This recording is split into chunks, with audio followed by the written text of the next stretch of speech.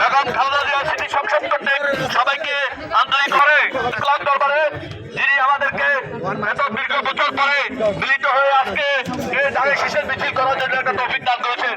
আমরা সর্বপ্রথম আলহামদুলিল্লাহ বলি কেমন? দীর্ঘদিন দাঁড়ে শীষের মিছিল এবার করতে পারি না কেমন?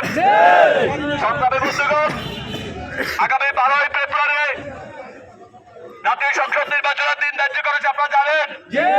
আমাদের আলাদ সাধন ভাই দীর্ঘদিন অসুস্থ ছিল।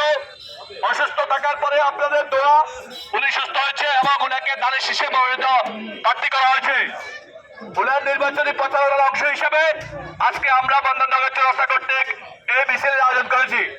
আমাদের আয়োজনে আমাদের উপস্থিত আছেন আমাদের 6 নং ইউনিয়ন বিএনপির আহ্বায়ক আমাদের নুন্নরে বাবুল, উপস্থিত আছেন সুদান ধারা কৃষক দলের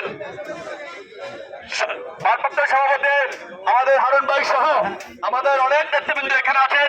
এখানে আপনারা যারা আছেন আমাদের সবাই নেতা, আমরা এখানে নাম বলে শেষ করতে পারবো না, কেউ মনে কষ্ট নেবেন না। যেহেতু আমাদের এটা সংক্ষিপ্ত সমাবেশ, আমি এই মুহূর্তে বক্তব্য রাখার জন্য বলবো আমাদের সুদান ধারা কৃষক দলের ভারপ্রাপ্ত সভাপতি